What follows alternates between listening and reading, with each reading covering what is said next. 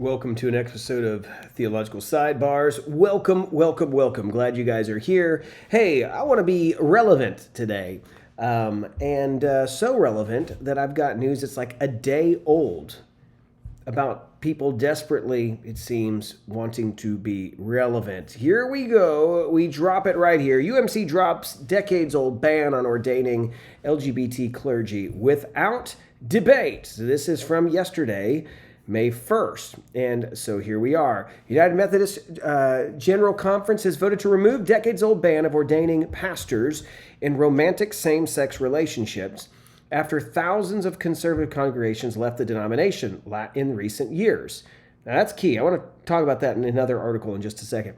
At the UMC General Conference Wednesday, delegates approved without debate a measure removing the language from the Book of Discipline as part of a broader consent calendar, passing it by a final tally of 692 to 51. Goodness gracious.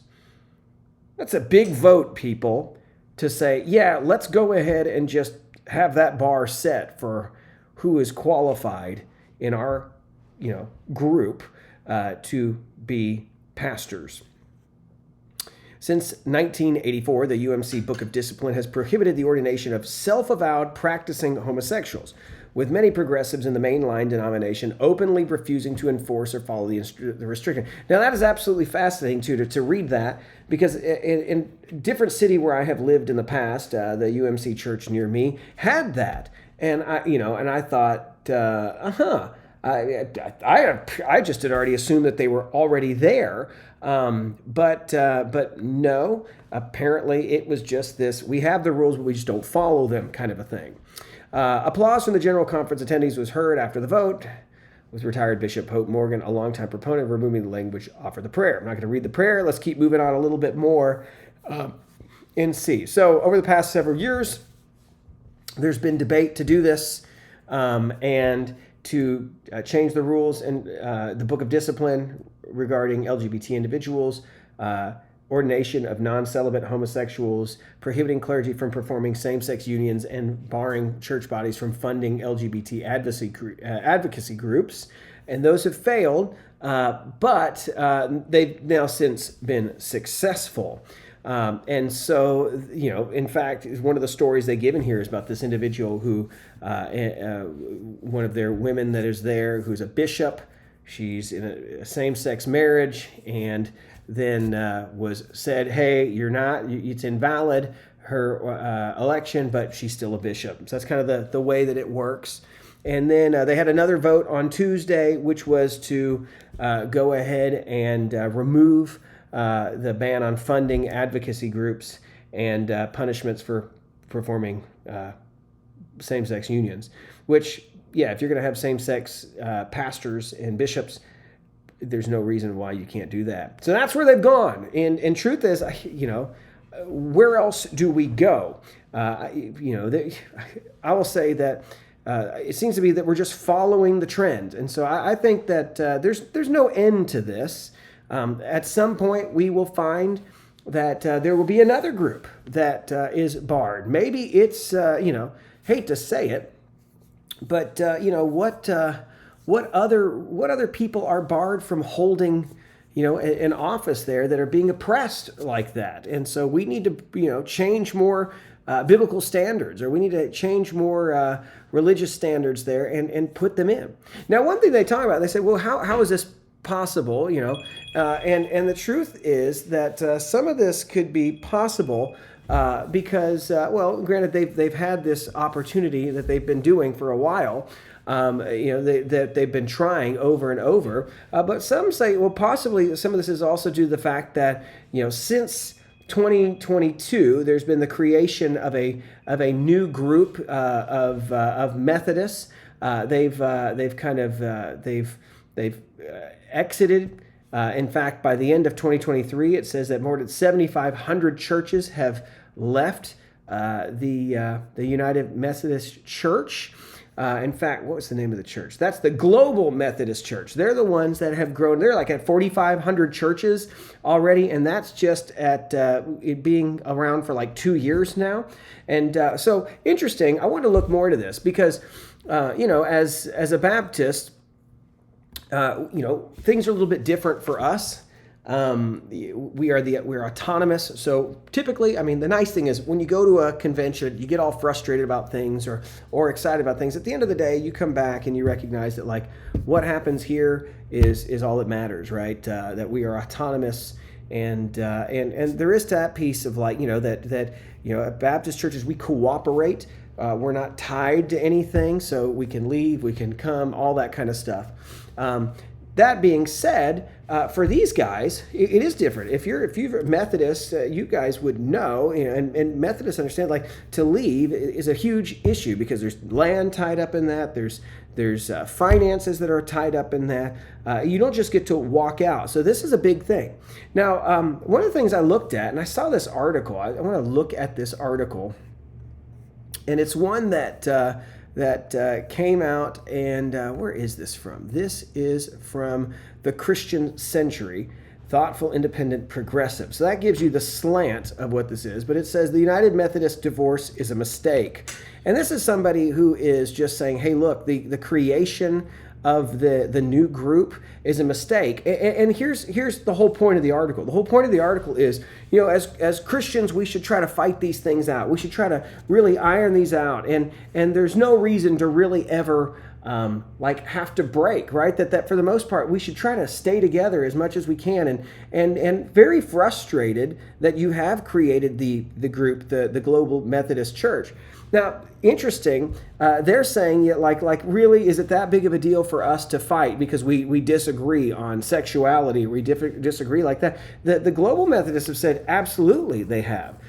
In fact, so this person is saying, hey, this is not a good thing. In fact, as he's writing 2 years ago, he's not happy with the idea of how they have set themselves up. And so the Global Methodists have said that they've got their new, it says their draft of the Transitional Book of Discipline. It says their first of their basic qualifications of the ordained is fidelity in Christian marriage between one man and one woman, chastity and singleness. This comes first before knowledge and love of God and the call by God and the people of God. So this guy frustrated, like, why doesn't that come first or not? But there's nothing wrong with that, right? Like, this is them. Obviously, they are responding and say, we see what's going on there. We have to change it here because we're not going to be like that. But he goes out, and I do think that there might be some parallels for any group to see. Notice this guy, he finds that there's problems that you would say that churches would break over things. Here's what this guy says, who was a former United Methodist, or as a Methodist, the guy who's writing this. He talks about right here that the GMC, Global Methodist Church draft discipline, though admirably short, is mostly flinched from the UMC. New rules on the election and tenure of bishops, the ownership of congregational property, kicking out clergy had been written as a cure for unhappiness with the UMC without regard to a renewal of the mission of the church. So they're saying, yeah, you're not here to try to help us. You're here to just create your own thing.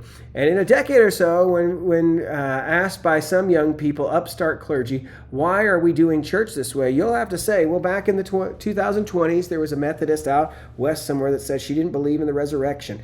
To me, that's a huge deal, right? You're not even Christian there. Or maybe it was a preacher who was a drag queen. Yeah, that's problematic. I forget, but anyway, we took out our rage by forming a new denomination. As well you should have. Sorry. He didn't write that. I'm saying that's my comments. Should I, an aging UMC bishop, be envious that the UMC will have an most autocratic, powerful episcopacy in the history of Methodists? He says some other things that, I'm not going to read here. It's a Christian podcast, words I'm not going to use online, who are free to kick out errant clergy faster than you can say, to heck with due process. So he's just saying, yeah, it's just going to be, they're kicking people out everywhere, especially over, things like, important things like theology and stuff like that. Frankly, I was surprised that they found so much to reform. So really, he's saying this. Now, one of the things that he says at the very end of this, and I think that's really interesting. Where is it? That's a little bit more. He says, yeah, right here. I think this is interesting because it is telling, right? Friends say, don't waste your breath, let them go. No, the UMC will be weaker when they do. From the loss of financial resources and of a few of our dearest, most vital congregations and our most creative entrepreneurial pastors, progressives will also lose some of their most adept, doggedly persistent, Bible-loving interlocutors, leaving them stuck in a denominational echo chamber with an even higher percentage of people who think just like they do. Dissident conservatives, please don't abandon me to my theological blind spots in the clutch of goofy liberals in my congregation. Okay, so that's his thing. Now, it is interesting. So go back to now what we're seeing here, and it's like, sure, are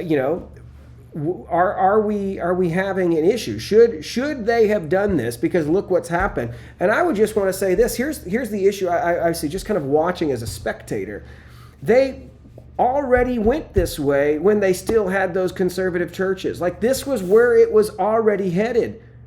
And I think that's why these guys are doing this. Says there's no other way but to have to break. So, that being said, what an interesting time to be in.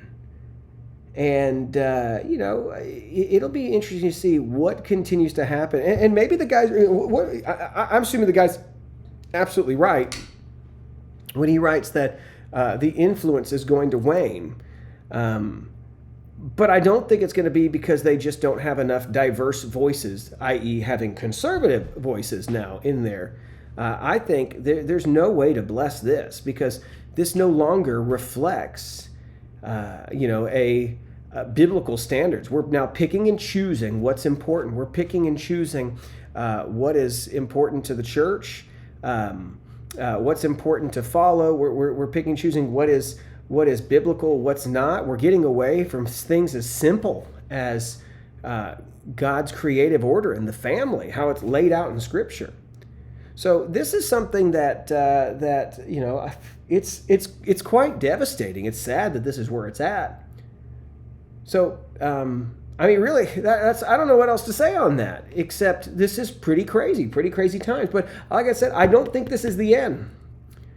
I think here's my prediction. We will continue to see more and more ways in which we will, liberate ourselves and free ourselves from restrictions to where you're going to say, then what's the point of this anymore? What's the point of church? What's the distinction between church and world anymore? And you'll say, probably none. But anyways, hey, thought I'd leave you on a cheery note today. And so thank you. Saying that, yeah, you know what I mean. So thank you for watching, and look forward to talking with you guys a little bit more. Let us know, like, subscribe, comment if there's anything you'd like to say on that. But hey, thank you again, and look forward to making another one next week and chatting with you then. All right, take care. Bye-bye.